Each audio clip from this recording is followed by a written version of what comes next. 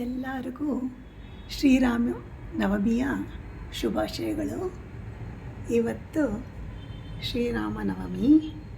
ನಮ್ಮ ಶ್ರೀರಾಮ ಮಂದಿರದಲ್ಲಿ ಹೆಸರುಬೇಳೆ ಪಾನಕ ಮಜ್ಜಿಗೆ ಕೊಡ್ತಾ ಇದ್ದಾರೆ. ನಾಳೆ ಮತ್ತೆ ಕುಂಭಾಭಿಷೇಕ ಇದೆ, ತಾರಕ ರಾಮ ಹೋಮ ಇದೆ, ಸಾಯಂಕಾಲ ಸೀತಾರಾಮ ಕಲ್ಯಾಣೋತ್ಸವ ಕೂಡ ಶ್ರೀರಾಮ ಮಂದಿರ ವಿಜಯನಗರದಲ್ಲಿ ನಡೀತಾ ಇದೆ.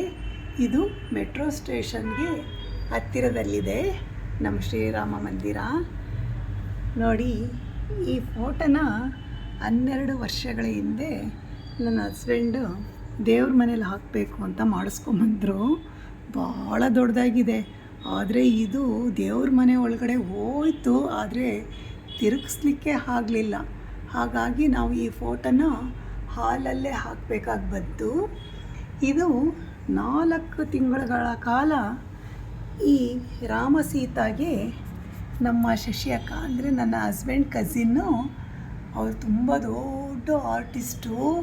ಇದನ್ನೇ ಅವರು ಫೋಟೋಗಳನ್ನೆಲ್ಲ ಪೇಂಟ್ ಮಾಡ್ತಾರೆ. ಇಲ್ಲಿ ನೋಡಿ, ನಾವು ಫೋಟೋನೇ ತಂದು ನಾವು ಇದಕ್ಕೆ ಅಲಂಕಾರ ಮಾಡಬೇಕು ಅಂದಾಗ ಅವ್ರು ಎಷ್ಟು ಮುದ್ದಾಗಿ ಎಲ್ಲ ಸ್ಟೋನ್ಸು, ಆಮೇಲೆ 3D ಕಲರ್ಸು ಎಲ್ಲ ಸೆಲೆಕ್ಟ್ ಮಾಡಿ ನೀಟಾಗಿ ಮಾಡಿದ್ದಾರೆ. ಅವ್ರು ಇದು ಮುಗಿಸೋ ಅಷ್ಟರಲ್ಲೇ 4 ಮಂತ್ಸ್ ಆಯಿತು. ಯಾಕೆಂದರೆ ಅವರು ಮನೆಯಿಂದ ಬರಬೇಕಲ್ವಾ, ಹಾಗಾಗಿ ಅವ್ರು ಬಂದು ನಮ್ಮ ಮನೆಯಲ್ಲಿ ನೀಟಾಗಿ ಮಾಡಿಕೊಟ್ರು. ಒಂದೊಂದು ಇದನ್ನು ಕೂಡ ಸ್ಟೋನ್ಸು ಕೂಡ ನೋಡಿ ಎಷ್ಟು ನೀಟಾಗಿ ಹಾಕಿದ್ದಾರೆ.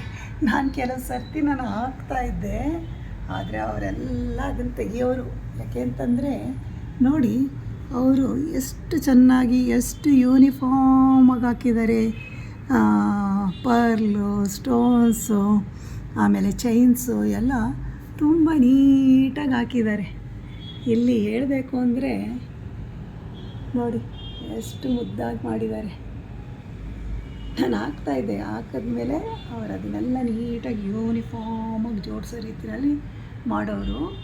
ನಿಜವಾಗ್ಲೂ ಭಾಳ ಖುಷಿ ಆಗುತ್ತೆ. ಇದನ್ನು ಬಂದವರೆಲ್ಲ, ನಮ್ಮ ಮನೆಗೆ ಬಂದವರೆಲ್ಲ ಭಾಳ ಖುಷಿ ಪಡ್ತಾರೆ, ತುಂಬ ಚೆನ್ನಾಗಿದೆ ಅಂತ. ಹಾಗಾಗಿ ನಾನು ನನ್ನ ಹಸ್ಬೆಂಡ್ಗೆ ಹೇಳ್ತಾಯಿದ್ದೆ, ನೋಡಿ ಎಷ್ಟು ಚೆನ್ನಾಗಿದೆ. ಇದನ್ನು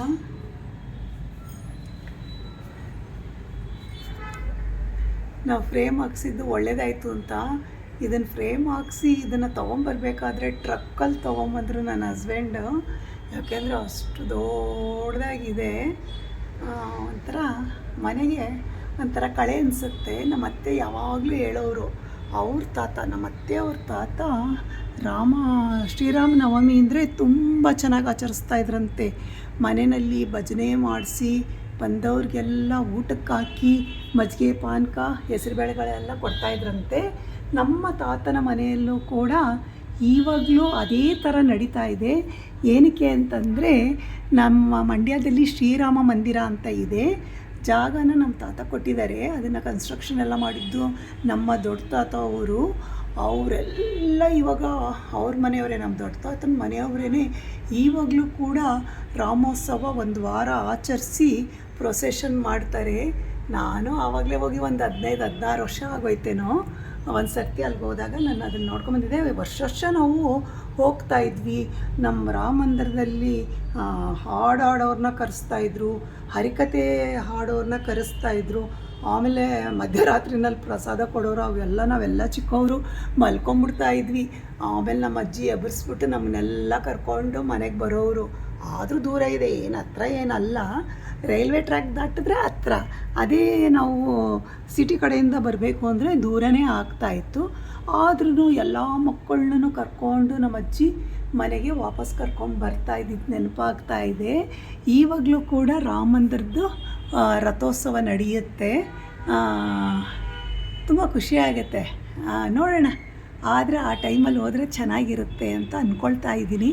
ಈ ಸರ್ತಿ ಆದರೂ ಹೋಗಿ ರಥೋತ್ಸವನ ನೋಡ್ಕೊಂಡು ಬರಬೇಕು.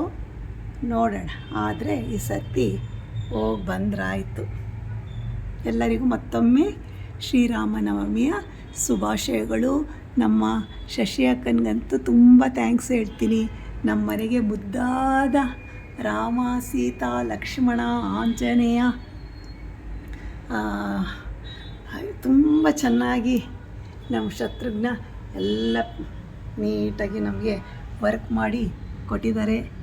ನಿಜವಾಗ್ಲೂ ಭಾಳ ಖುಷಿ ಆಗುತ್ತೆ. ನಮ್ಮ ಮನೆಗೆ ಇದು ಒಂದು ಕಳೆ.